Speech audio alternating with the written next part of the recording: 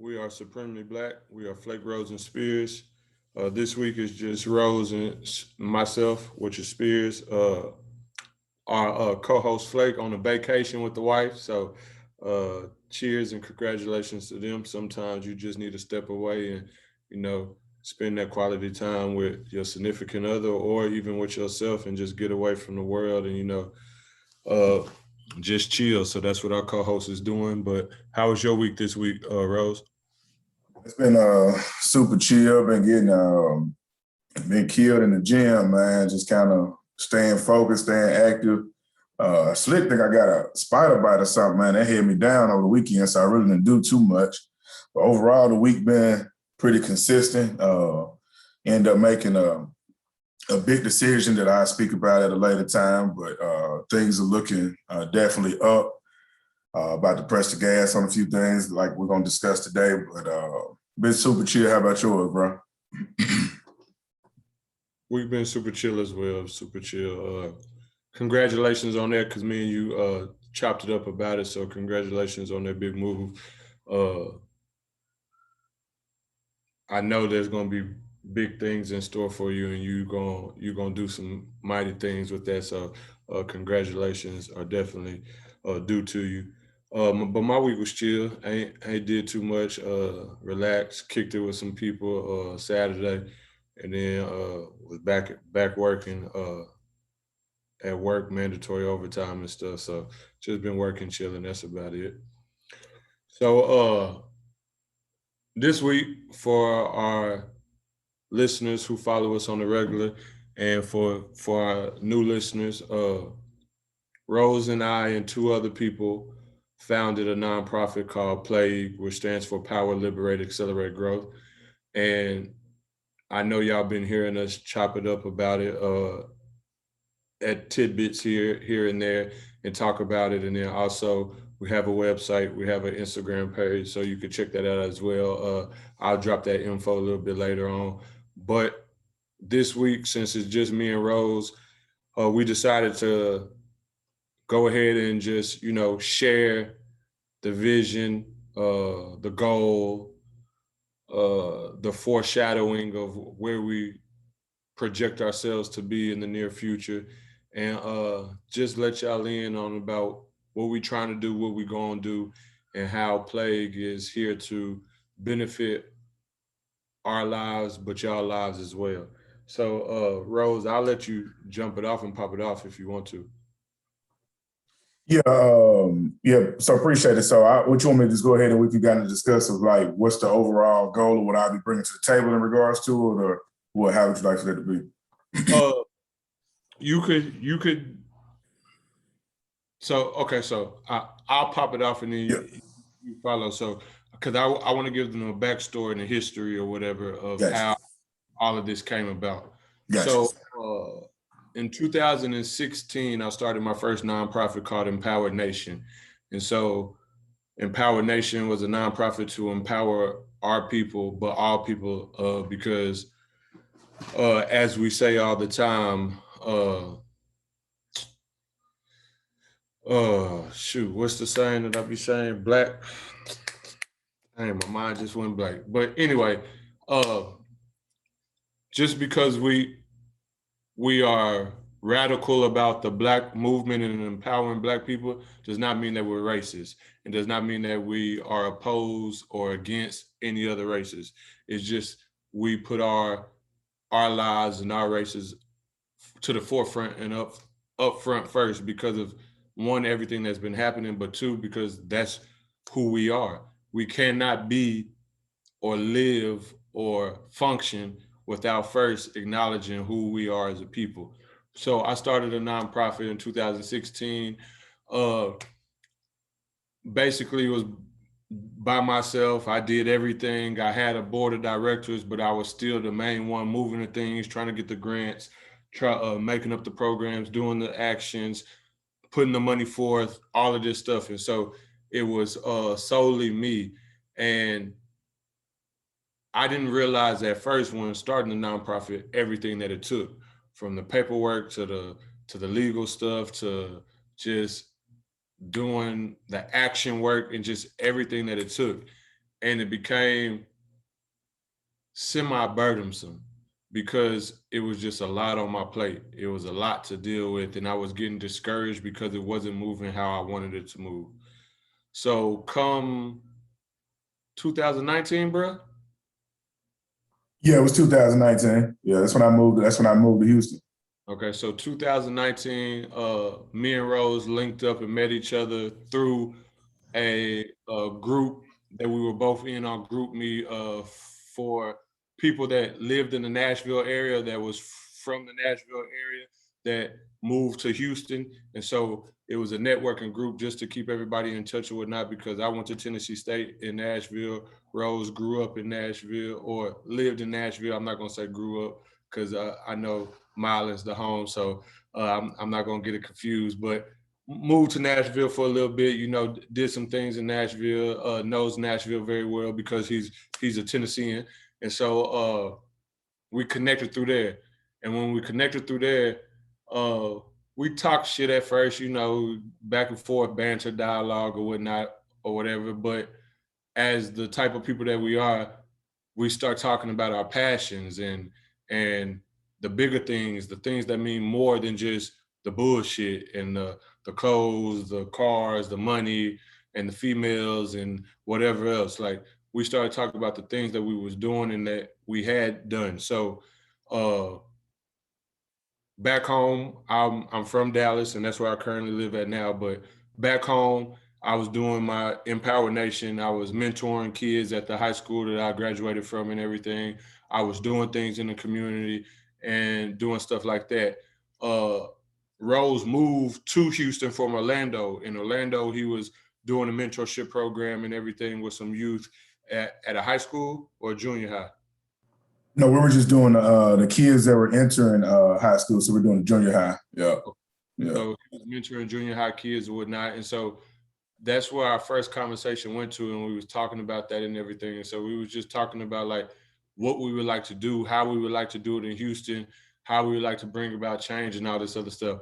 And so since I still had my nonprofit Empower Nation, he was like, "I'll help you any way you need it, bro, because you know I'm about this, and I've been looking to join or to be a part of something like this from the jump or whatnot." So I was like, "Cool, cool, cool," but thinking and going through the things and just being the type of person I am, because when it comes to stuff like this, I am egoless. So I was like, why not just start another nonprofit so then he can have a sense of ownership and a sense of pride versus just jumping on my stuff and saying, oh, I'm helping bruh out. Nah, I want bruh to be saying that he's helping himself out. He's doing something that he wants to do for himself, for his business. And it's not just a jumping on my bandwagon and helping me out, even though I know he was egoless when he said that and it wouldn't have been a problem or an issue.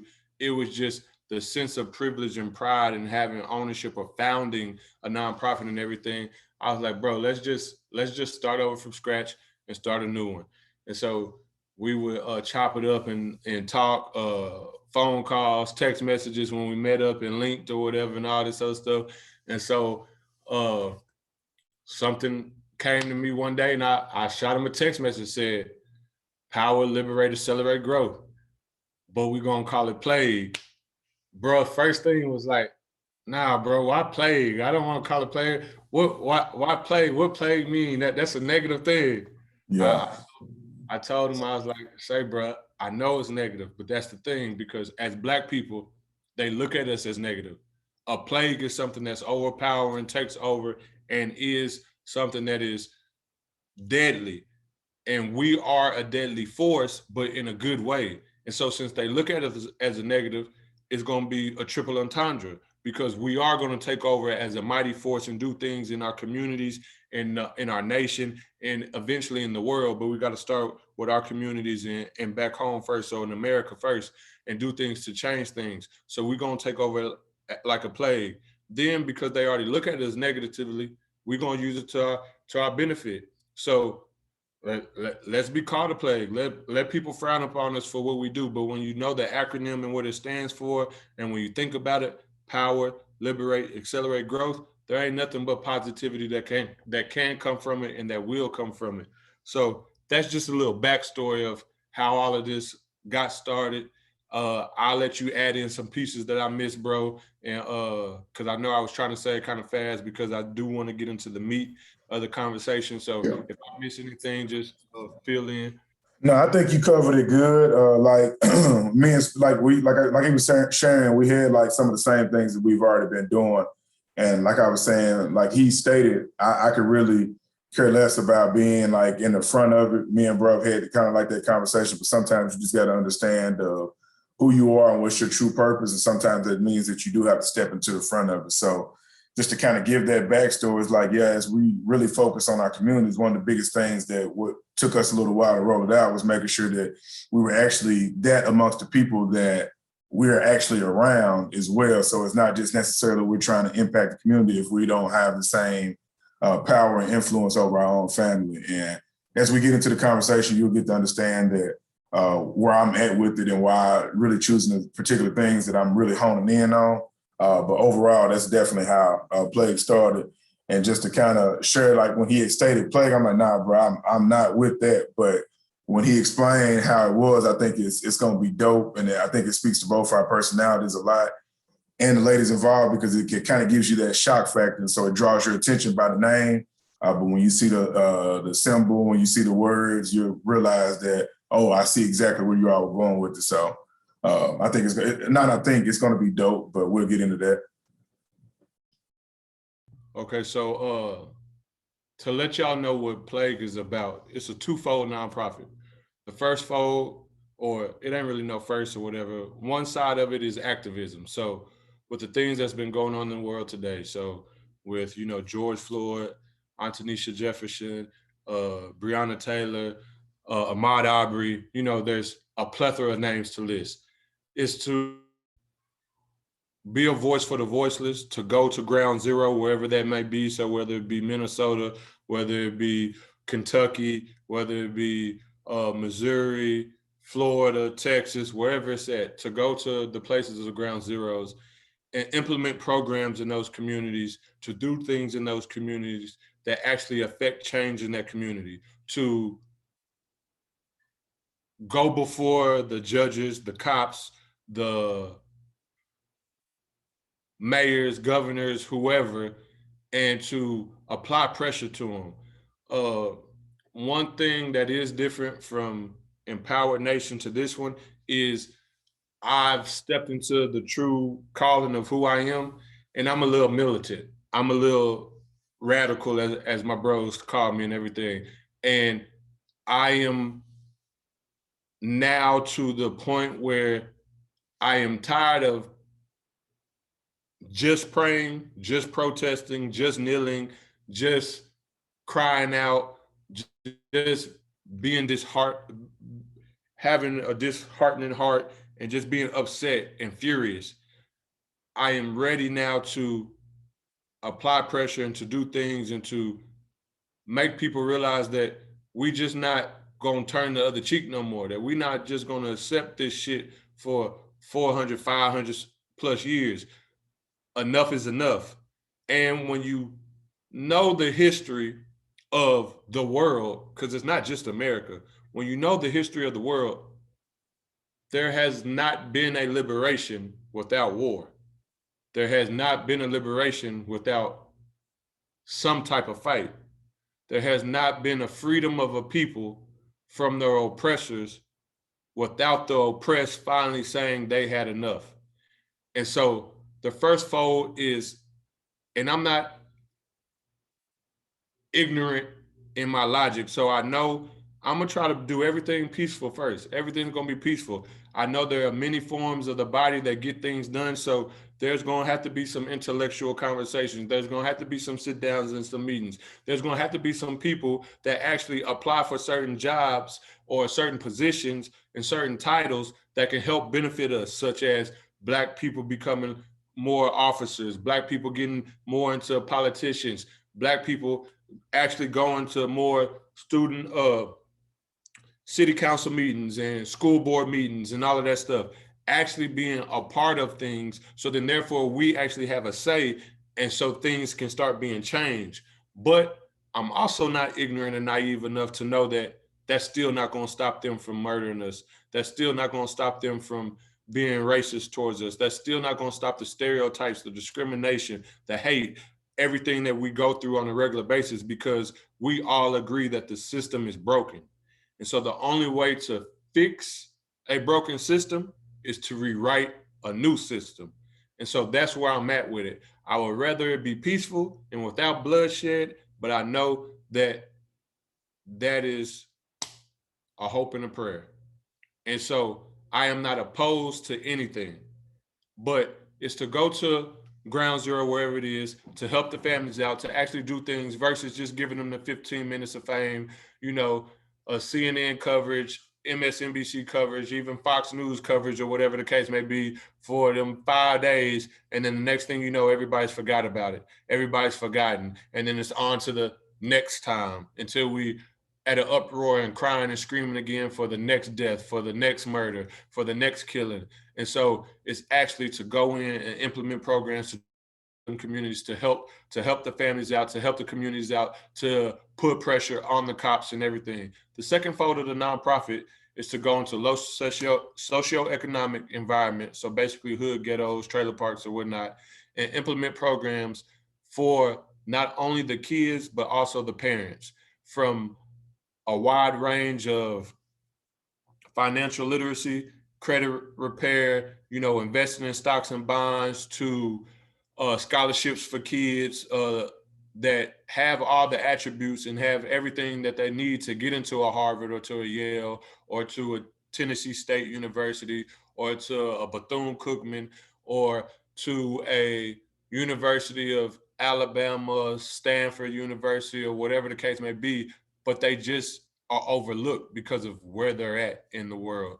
To also put them on an even playing field by giving them state mandated books that they necessarily don't give just because all the money go to the rich white schools. To uh, do drug courses, AA, do marriage counseling, mental health. So have therapists come in and talk to people and do all this other stuff. Actually clean up the community, teach people how to garden and plant and do different things like that. Self-defense classes and all this other stuff to empower and to help our people to get equity in the world.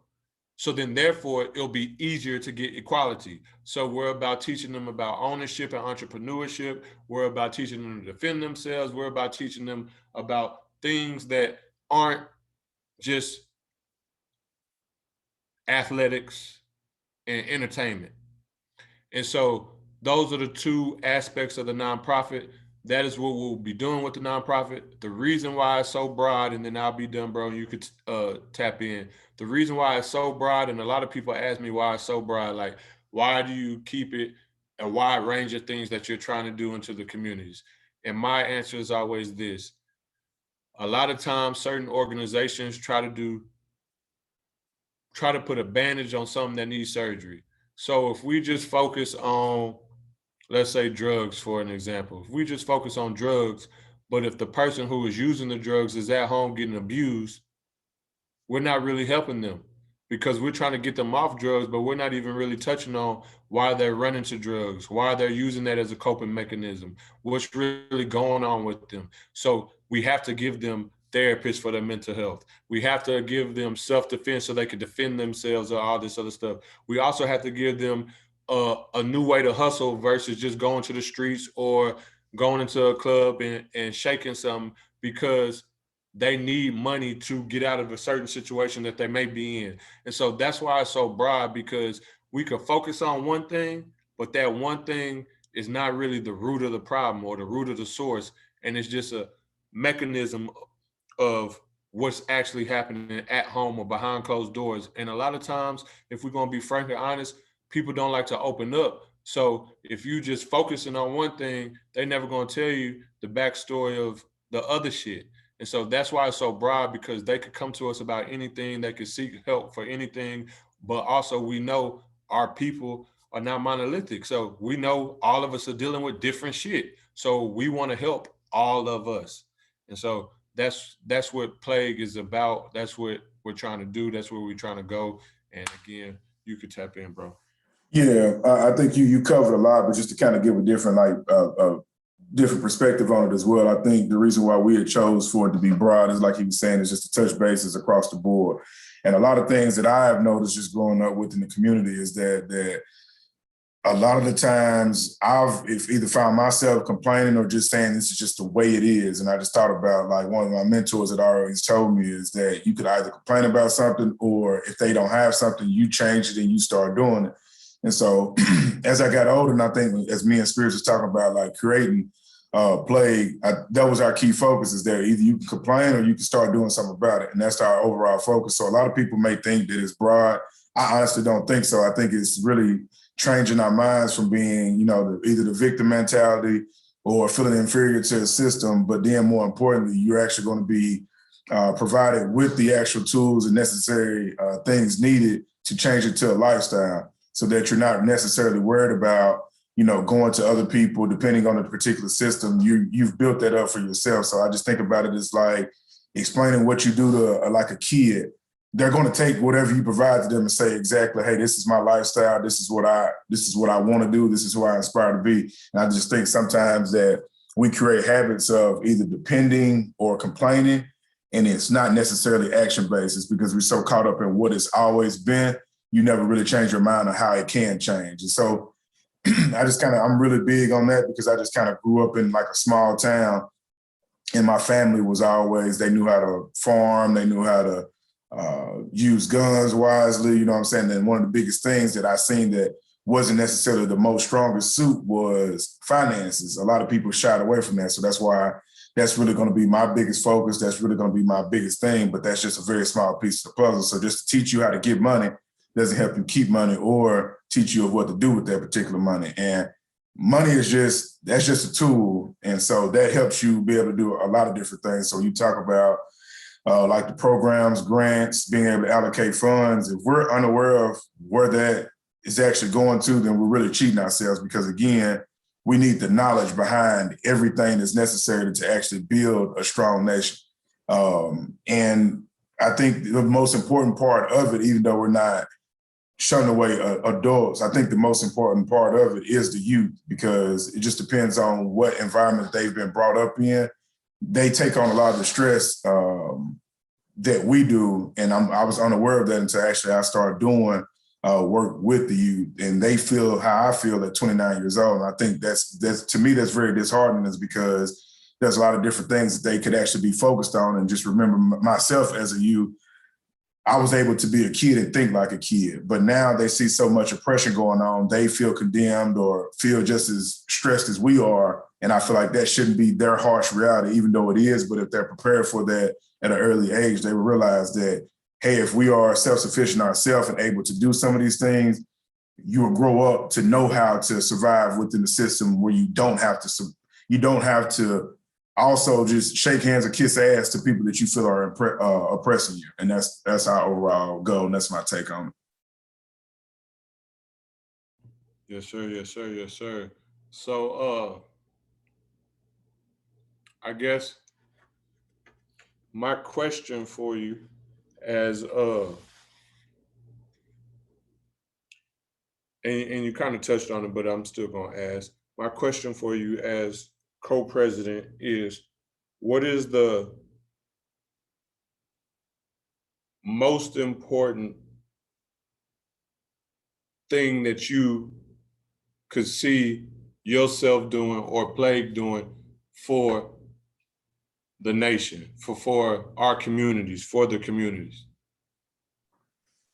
The overall goal, and I hope that this is what people get from it, is that a group of people that will be put together that are in alignment to make sure that we are put in the best predicament possible, and just to really control our own narrative and our own agenda. That's what I really hope that it helps, and I hope that really what it impacts is because, again, what I've noticed from either myself or around people that I'm around is that we feel as if that we don't have real unity, we don't have people that are really for the people, and that the moment that people start to see success, that they started to sell out or they're going against an agenda just because of the money. So I really hope that they see this particular nonprofit, but they see us as individuals that are really in tune with what's going on within our communities, whether, you know, it's financial, it's mental, you know, drug abuse, sexual abuse, like anything that you could actually think of that would prevent us from actually taking a step forward that we need or we haven't had. That's how I want you to view it, is that you actually have a foundation that is really for the people, by the people, and will always be that way. It doesn't matter of how much success comes from this 5 to 10 years from now, we're still going to be the same way we was when we had the conversation, not knowing that P.L.A.G would come out of us talking shit back and forth about things. I just want you to realize that this is really real and it's going to always be for the people. Won't be any secrets, won't be any hidden agendas. Because honestly, how we're going to put it out when we started being active with certain things, either you could agree to disagree, and if you disagree, that's completely fine. We still more love to you, but at the end of the day, this is how we're going to move. And sometimes I just feel as if that we don't have an agenda. So that's why it's so easier for people to come in and take control of it, and now they move with their own agenda. But we're still standing back to the, you know, we're still not getting what we need out of it because we let somebody else come in and run their own play when we can still should be focused on what's important to us and within our communities and know, what we know for a fact that we've always lacked. Yeah, that's my take. What's yours? What you said, but to add something to it, the ultimate goal for me and the vision for me is to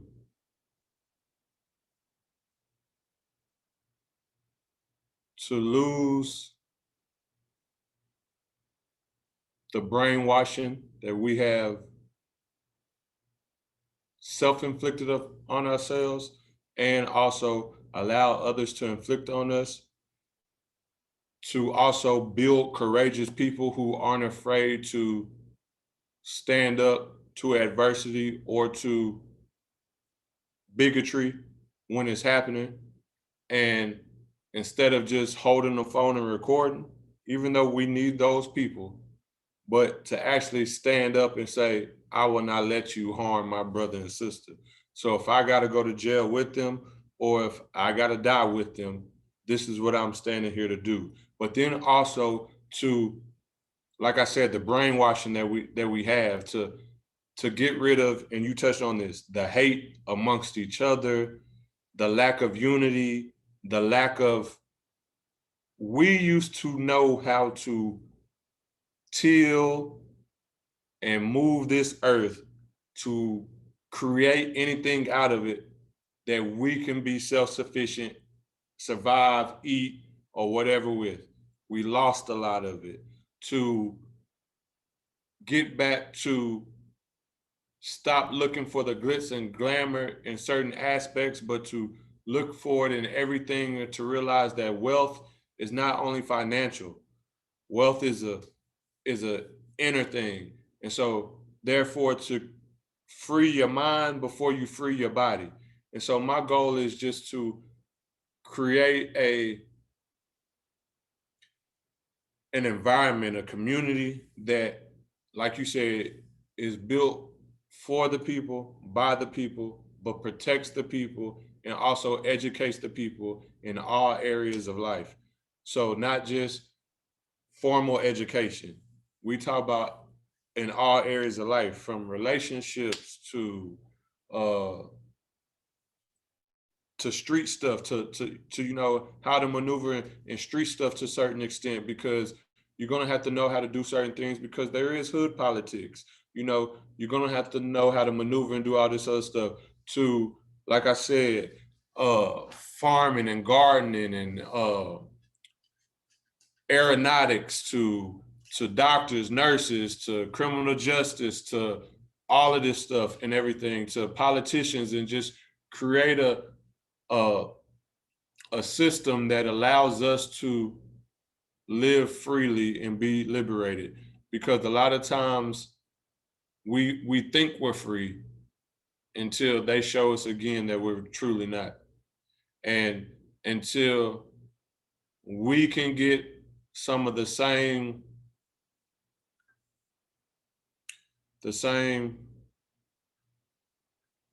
No. I'm saying it wrong. Until they can get some of the same harsh punishments that we get, we'll never be free. Until the system is equal and the nail in the coffin, the people getting sentencing, the people dying, the people getting pulled over, or the people living in certain aspects, we aren't free. If we have to live in the hoods and ghettos while they live in the suburbs, we ain't free. If redlining still exists in 2021, we're not free. If they still haven't passed a no lynching bill in 2021, we still ain't free. And so it's things like that that I want us to aspire to as a people, and that's why P.L.A.G is here. And just another key thing, though, I know you speak. I know you were going with it. Besides, like the hoods and the suburbs. Don't get me wrong. I grew up in the hood, so to me, I love the hood. Here's my biggest issue with that is that, as we see from like Dallas, we see the other major cities that we go to, the hood loses value when they start to gentrify it. So then that takes away opportunities for us to actually create dollars within our community. So I would love the hood. I don't care about ever it being considered as the suburbs. But my biggest thing is that even what I've noticed is that some of the times when we have the glorified person within our neighborhoods, we're putting them up on a pedestal, but we should be providing them with opportunities to say, like, look, you've had your time within this particular game that you've played. Now go over there and buy that block that you helped tear down in a way, and you know exactly where I'm going with that. So you've hustled on these blocks, you've robbed on these blocks. So quit taking that and doing your dirt in the hood and then going to live in the suburbs. Because if you took that same money that you were getting it from in the hood, washed it, and is actually doing something that would be helpful and thinking about creating a Black Wall Street everywhere, that's essentially what it looks like. So quit tearing down the neighborhoods and then fleeing to the suburbs, because I've noticed that they come in and they buy in the hood. We tear down and leave the hood just so we can say that we're not in the slums with the rest of our people. So just to kind of give my thoughts on that, that's one of the biggest things. That's really one of my pet peeves, is that we hustle, we do whatever, and we glorify and cherish those people. But in reality, they hustle in the hood to get out the hood.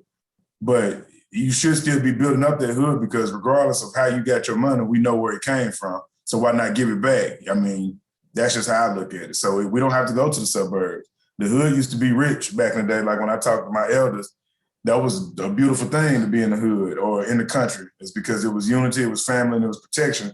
And I feel like that's what we've lost. Is hood now is a war zone, and it's bragging rights on streets that we don't own. And I think it's foolish, because to me, the hood is the most beautiful place on earth if we want it to be. No, and I totally Yeah, that's why I said I knew where you was going. I wasn't saying that. I know your mindset is that if we have to live there, but the hood could be a very resourceful place. We just have to change what we bring into the hood. No, and I was calling it hood in the sense of society. Oh, but gotcha. all for building our hoods up and making it valuable, and where property is going for $2 million without the gentrification. Gotcha. So make the hood the suburbs. Yeah. I gotcha. And making it, like you said, what our elders told us, what it was when we first moved in. And then, they want to shovel crack into our neighborhoods and do all this other stuff and everything and do stuff like that. So I'm talking about building it back up. And like you said, buying the blocks back, ownership within our communities, and also tearing down that ignorance of we have to make it a war zone. We don't have to fight amongst each other all the time. Now, of course, in life, people gonna fight. There's gonna be ops. There's gonna be enemies. You're not gonna like everybody, and I could dig that. I totally understand that. There's no problem with that. But again, we don't have to be so hateful and divisive against our own people for something, like you said, that we don't own.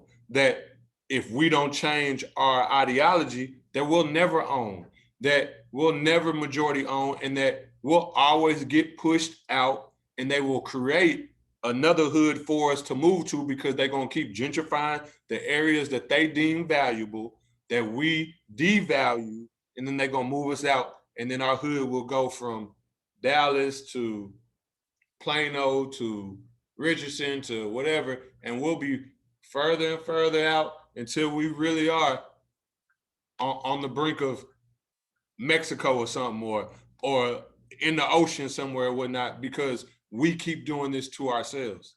Yeah, because you got to think about, like, I know we've had this conversation, but we'll kind of get into it just to kind of share people really our real thoughts, is that when we think about like food deserts, like there's places where you will not get any high quality food in neighborhoods.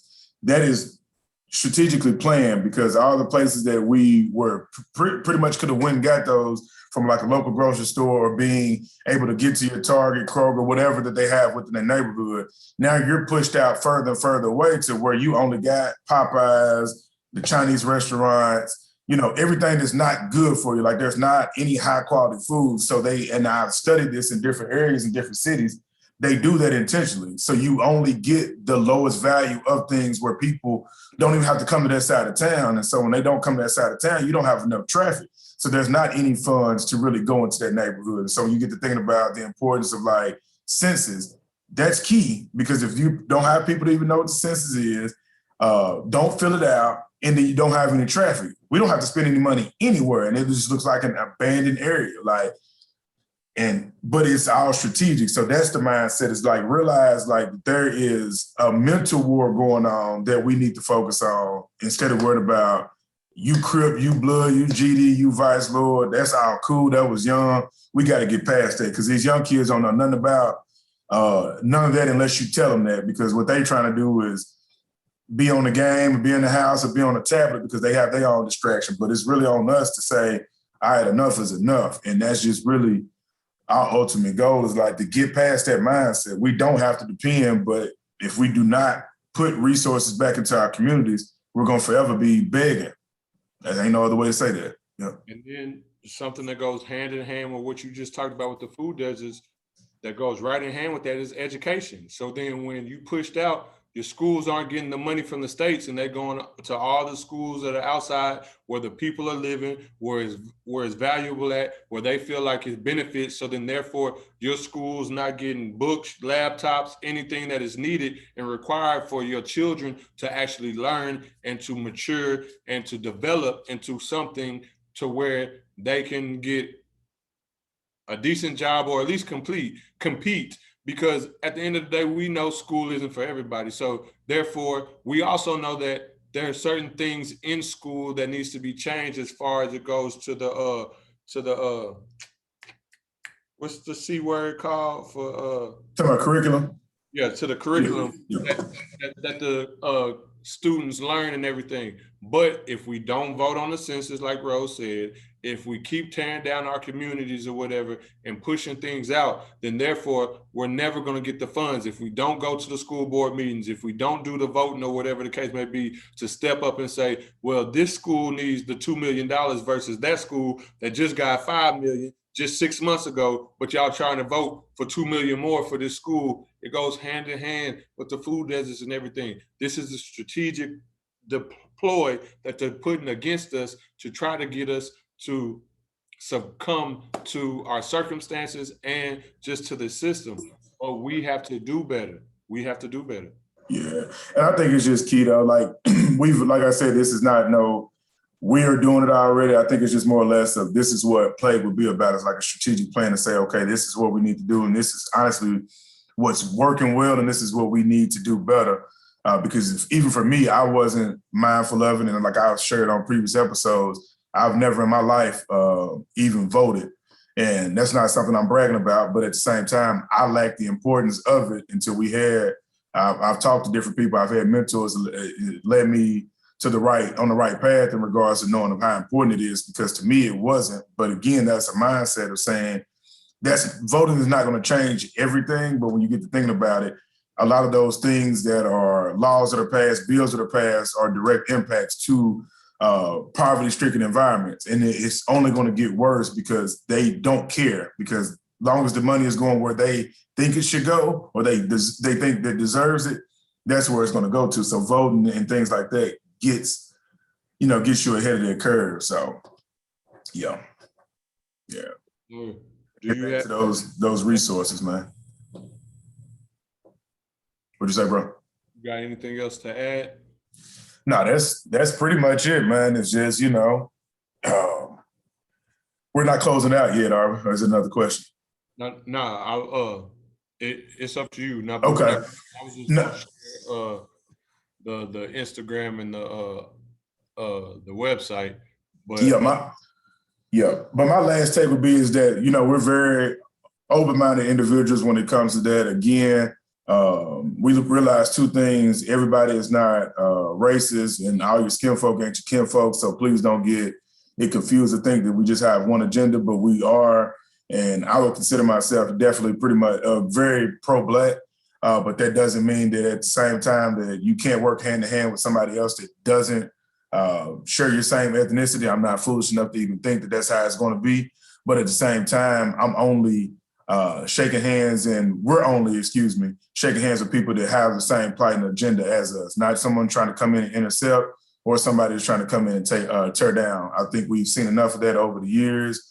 And these hidden agendas, you won't get that here with P.L.A.G. And that was something that we definitely talked about for a couple of weeks before we even made the decisions to, even add other people on. So I definitely think that Sonya and Kat are going to be great additions, and there will be other people that are coming in on our board and that we'll share as well. But yeah, that's really it. Just come in, with an open mind. And if you don't agree, as long as you can state your facts in regards to why you don't, I'm a man, I can live with that. And if we need to switch our approach in regards to how we're doing things, as long as it makes sense to us and what we're trying to do, then we're cool. But I'm also me and Spears, I know we both stand firm on this, is that what we're set out to do is what we're set out to do. And if you don't agree, that's just life, honestly. And I don't say that in a negative way, but at the same time, it's just certain things that you just have to stand on, and morals and ethics. And I could give you our word that it's never going to be anything that's immoral or unethical, just for definitely not any monetary gain or for popularity. Because I don't care. I really don't. You feel me? And if you know Spears, he shares the same sentiments. Like, it ain't about that. It's really about our people. And like I had shared with him when we got into curating P.L.A.G, is I don't want to die being one of those people that said, well, we should have or could have. I just can't do it like that. Definitely. And the saying that I was looking for earlier, and you kind of said it, was pro-Black isn't anti-white. So we're not anti anything. We love all people, and we understand that we are going to need some allies in this fight. We are going to need some people who have compassion and understand that aren't of our ethnicity, and that's going to get on board to help us. So we are not anti anything, and just because we are pro-Black does not mean that we're anti-white or anything else. And as Rose said, and I'll just say this again, you can rock with us or you cannot. At the end of the day, what God has for us is going to be for us, and what he has for you is going to be for you. But that don't mean that we have to be at odds with each other, that we got to be beefing or whatever the case may be, because at the end of the day, I'm doing this for you. Even if you don't agree with my methodology, my agenda, my mission, my vision, I'm doing this for you. And as Rose said, we are not beyond correction. So if there is something that we need correction on, or even just a different perspective to make us see things differently and be like, okay, we didn't look at it that way, or we didn't understand it this way, or we didn't see it that way. I mean, there's nothing wrong with us having a change of mind, because our heart is solid. Our heart is set in stone, because that's our character. That's our integrity. That's what we're doing this for. That's who we are. So again, with me, Rose, Sonya, and Kat, the four co-founders, there is a certain level of autonomy, but we also are open-minded and willing to do work, network, link up, connect, to be educated and learn, because we're not only leaders in our own right, but we are also willing to follow, because a great leader has to also know how to follow. And so we're willing to follow anybody who is like-minded or heading in the direction that we're heading, and that is doing things the right way. Because again, we don't want to be labeled as, oh, they doing this for clout, or they doing this for the bread, or whatever the case may be. Because as transparent as I am, and as we are as our organization, but we will make a little bread off of this, but that's not what we're doing this for. We're doing this for the people. We're doing this because, again, this is our purpose. We're doing this because we know it needs to be done. And we frankly doing this because we're tired. And we're also tired of saying what needs to be done and not taking action. So it's time that we get into the action. So that's what we're doing this for. Yeah, and I think you touched on a key little point too before we close it out, is that I was speaking with my mentor, and he was like, that's been one of his biggest things, is that trying to find support. So I'm glad that we're all pretty much in a space or getting to a space to financially we're in a good enough spot to make the moves we need to make, regardless of, what's needed. But I didn't realize that, since this is my first time, I know you've done it before, that he like if Phil was telling me that their biggest issue was that actually getting support within the community. And to me, that was very shocking. I thought that it would be an outpour of it, but then he was getting he was sharing different things of like where it could be some, pros and cons. But he had always told me is that before you make any moves, make sure that when that's within your heart, that you're not looking at it to be supported completely, especially if you're looking at it financially. It has to be something that you really are about. And that was shocking to me. But yeah, that was crazy. Did you think, because I was sitting there thinking in my head, is like a lot of times our biggest issue is that we don't support each other in fear of worrying about what is going on. You feel what I'm saying? So like, that's crazy, but we good. So we're gonna make it happen regardless. So We are. yeah.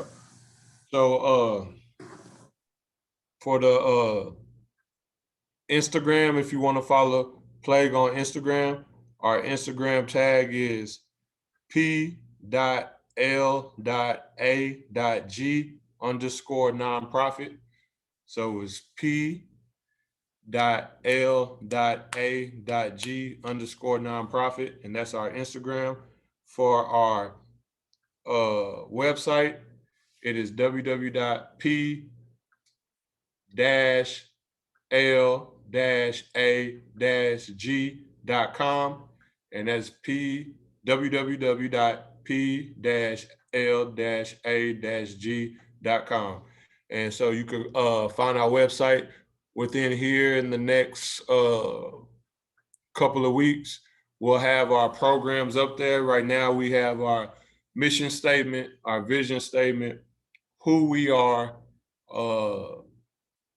how P.L.A.G came about, and then we also have just the backstory from the co-founders on why we decided to do P.L.A.G and what really touched our hearts to get us started. So again, we are a 501c3, and so we are an official nonprofit. So therefore, any donations can be written off on your taxes if you donate up to a certain amount. So I'm gonna say that if you donate up to a certain amount, $5 ain't gonna get your taxes written off. So but be mindful, we will have business receipts to give you. So if you need those or whatever the case may be, but again, we'll be having the programs that we'll be doing in our communities and the things that we're trying to do. And then we'll also have the 5 or 6 to 10 principles of P.L.A.G that just are our principles of P.L.A.G. So every time you see P.L.A.G, you'll know what P.L.A.G stands for and what's about outside of our mission and vision statement. You'll have like the principles of what this organization is about. And so those will be up on the website soon. But right now it's just an overview and telling you about us and our beginning. And then we've done some community things already, and we're going to continue doing that. But honestly, just hopefully y'all will all jump on board, but just be on the lookout. Again, support is not always in the financial. It's not always in the showing up and, you know, doing the work.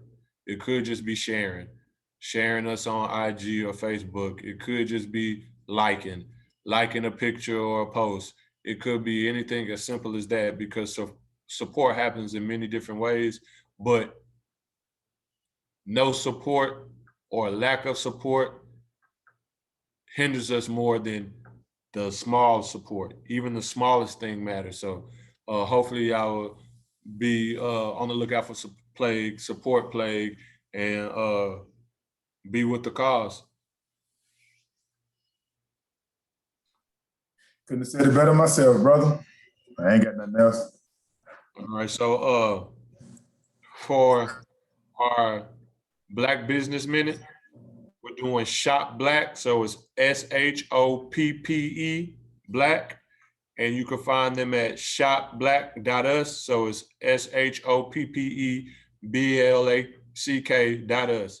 And so what Shop Black is Shop Black is a Philadelphia, PA based company founded by husband and wife team Tony O. Lawson and Chantrell P. Lewis. We connect Black-owned businesses with customers, partners, and resources needed to succeed. Since 2015, we have profiled thousands of businesses and interviewed hundreds of entrepreneurs and professionals from New York to Nigeria, all in the name of celebrating Black business excellence and encouraging our community to invest in itself and to shop Black. Shop Black is a lifestyle, not a fad. And so that's what Shop Black is. So you can find them on there. You could look at their interviews. You could go to the resources and different things that they have. They also have merch. You can also advertise on their website. And so therefore, if you have a Black-owned business or an entrepreneur and you're just looking for a little bit of marketing or whatever, because of, you know, they connect people to you or to different organizations and different things, you can also advertise through them. So therefore, you might get a little bit more traffic to your business or whatever it is that you do. That's dope. That's dope. That's our that's our Black Business Minute. For our Supremely Black Person of the Week, I didn't do it because I forgot, but I'm just gonna do a homage to us, because again, my brother, since 2019, you have kept me on this path and on this journey, and been encouraging, been right there with me, been keeping me on the course to lead, but also follow in your leadership as well, this organization and this movement, and to actually intentionally do the work and to be consistent with doing the work. So shout out to you. And yeah, that's what it is. Yeah, definitely. I would say the same thing, because I know one of the key things that we had talked about when we had met in 2019 was just getting past some of our bad habits, or just, you know, negative thinking of how we could approach things, just trying to really, I guess in both how we look at it, is that not that we necessarily care too much about what people think, it's just more or less of pushing ourselves to a different level. So definitely much love and respect for you for even doing that, because this is something I've always wanted to do.